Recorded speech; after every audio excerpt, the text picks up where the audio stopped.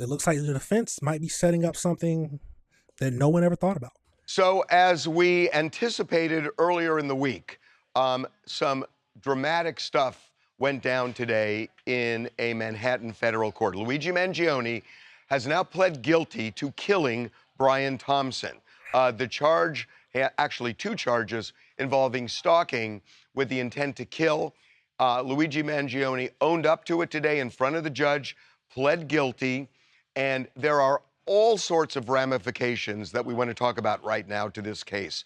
But what is clear is that Luigi Mangione is going to be sentenced in December. The state case against him could go away because of his plea. We're going to get into that in a minute. But in December, what is very clear right now is that Luigi's lawyers are going to try and get a much lighter sentence than life in prison, which is on the line here, because of the failed health care system. And his lawyer, Karen Agnifilo, made that abundantly clear after court. With today's guilty plea, Mr. Mangione has accepted full responsibility for the death of Brian Thompson. It was a single tragic event, yet he's being prosecuted twice for the same conduct. As Luigi explained in court today, he endured years of severe, debilitating pain following a broken back while struggling to navigate our healthcare and health insurance systems. Like the thousands of people who've reached out since this tragedy to share their own experiences, he believed that the system had failed him and destroyed his life. So they are saying essentially this. Luigi Mangione was a victim of the healthcare system. He had a broken back. It was never fixed properly. He couldn't get the comfort and help from the insurance industry that he needed.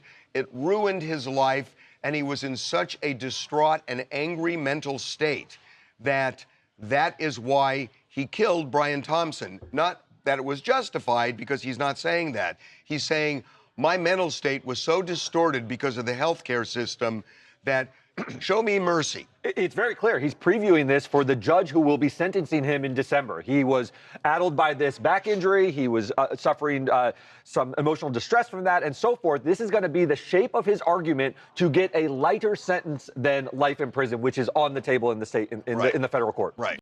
Now, the biggest question is, will the judge go for it?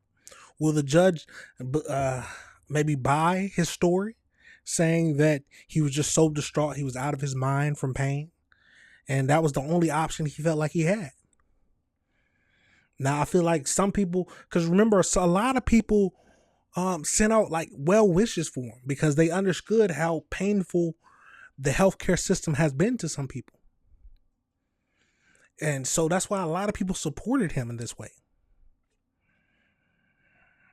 And then 2 counts of stalking that leads to death, or stalking to kill, is for a murder charge. I don't know about that. Let's keep going though. Yeah, I mean, he even confessed to shooting him. He said, yeah, I did it. I shot Brian Thompson, and I knew it was wrong, he also said. I knew it was wrong, and I shot him, and he said, died. I knew it was illegal, too. That's Yeah, no, he has to say that because he has to show remorse, and that he has to own up to it. What he's going to do, look, there are sentencing guidelines, and the sentencing guidelines here are, look, it could go to life. But the guidelines, roughly, are 24 years to 30 years. Now, the judge can go below that or above that, but that's what normally happens in cases like this. And think about it. If it's 24 years, he gets 15% off for good behavior, which would be around 20 years. He is 28 years old. If that happens, he would be out when he's 48. With a lot of life left to live. A 48-year-old man, he could be out on the streets. I think that will weigh against him in my mind. Unless the judge is receptive to these arguments that he was, or sympathetic to these arguments about corporate greed and so forth, that's going to be in the back of the mind that the state court could go away. And then all I'm left with is I'm the only one punishing Luigi Mangione for this heinous offense. They're going to have psychiatrists getting on the stand, talking about his mental state, talking about, you know, he has no criminal history, he hadn't done anything like this. There are roommates. As a matter of fact, we did a documentary on him, and there were roommates who talked in Hawaii who talked to us about his back problems and how it just altered his life. So I think, I'm not justifying this. There will be the other side as well, though, right? Absolutely crazy thing to think about. Now, what will the judge do? Will the judge go with a lower time or a higher time? And will the people be okay with that?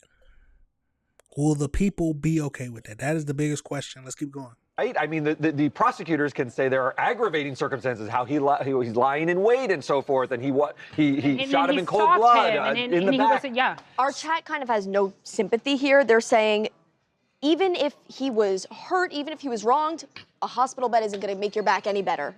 Many of us are hurt in a prison bed, right? Yeah, I mean, there's plenty of people I've had 2 back surgeries. I've never thought about murdering anyone. Exactly. No, and there's plenty of people that's gone through court systems or even gone through their insurance. And they don't kill the CEO. CEOs. But here's the thing. I do want to bring up the fact. I do want to bring up the fact that his lawyer was even saying that they're trying to do the double jeopardy in this New York. In state of New York, yeah, to drop that entire they followed case. through with those papers. They've already filed it, and there's going to be a fight. The DA is going to say it's a different case than what the feds charged. The feds charged stalking. We're charging murder.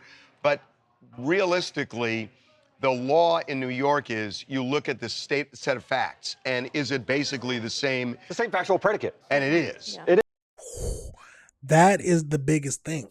So if they double jeopardy, they'll wipe everything else away. That is what I call paying for your lawyers right there. Your lawyers, if you pay enough money, you get a good enough lawyer, they'll find some loopholes.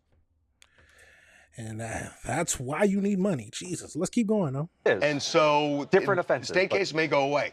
But I want to get back to the fact that the judge, this is a really respected judge. She used to be a U.S. attorney in Manhattan. She's really well respected. And, you know, judges are not supposed to look at what the outside world is saying. But 40% of the young people under 30, think political violence is sometimes okay. And there are a lot of people who are showing support, right or wrong, for Luigi Mangione. Yes. And I'm not saying that this judge is going to be influenced by it, but judges don't live in a bubble. They're humans. They're humans. And if the table is set and they bring in psychiatrists and former roommates, you know, this guy ends up buying 200 books from a guy, I believe in Indonesia or someplace like that, who wrote a book on corporate greed. And he buys 200 of these books so he can get the guy on the bestseller list. And he goes to Indonesia and he tries to give the guy advice on how to make the book better. He was obsessed with corporate greed. So they're going to paint this picture of a guy who went off the rails because of his anger over corporate greed. You know who was also adult and wrote manifestos? Ted Kaczynski, the Unabomber. And he took out his rage on society. He was older. I think this is a youthful kid, and that will weigh in Luigi's favor. You do also have to bring up the fact that Luigi is a good-looking guy. Yes, so he's good-looking, but this shouldn't weigh on the judge's decision. That shouldn't weigh on the judge's decision. It's not going to weigh on the judge. But the younger generation is also for him. Because if he wasn't as good-looking, he wouldn't have the support. No. But what do you think about being crazed? But here's the Unabomber was crazed, but here's and the he's thing. sitting in prison.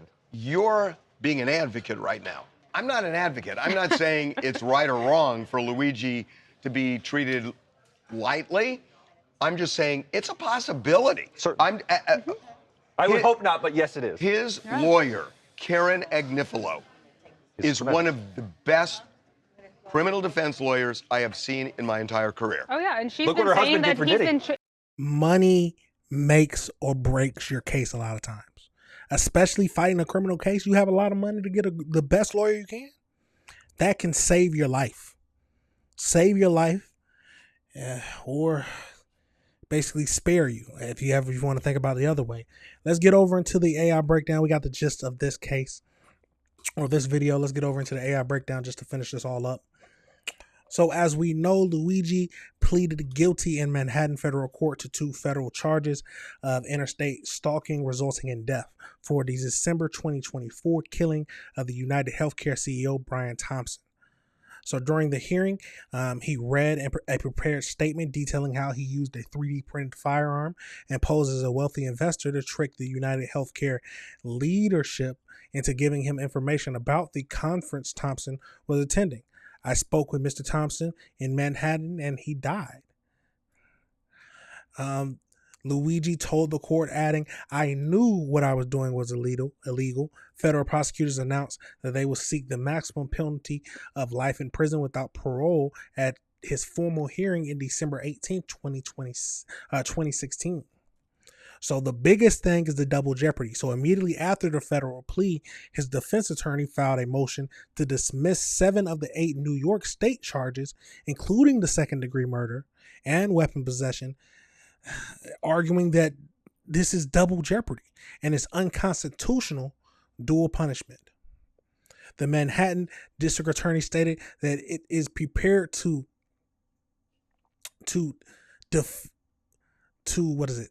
litigate the defense double jeopardy motion. For now, the state's trial remains scheduled for September 8th, 2026. Luigi's attorney reiterated that her client suffered from years of severe deliberating pain following a broken back. And she stated he accepted full responsibility, but he targeted Thompson because he felt the system had failed and destroyed his life. Wow. Well, what are your thoughts, y'all? How much time do you truly think this man will get? Do you think that he will get closer to life or closer? It seems like the minimum was 20 years. If we might get the minimum of 20 years, but the judge might even go lower than that. What are you thinking? And the real question is, do you think that the double jeopardy will land? Sounds like TMZ said it might work. It's a crazy system that we got to think about, y'all, but let me know your thoughts and let me know if you disagree with anything I said.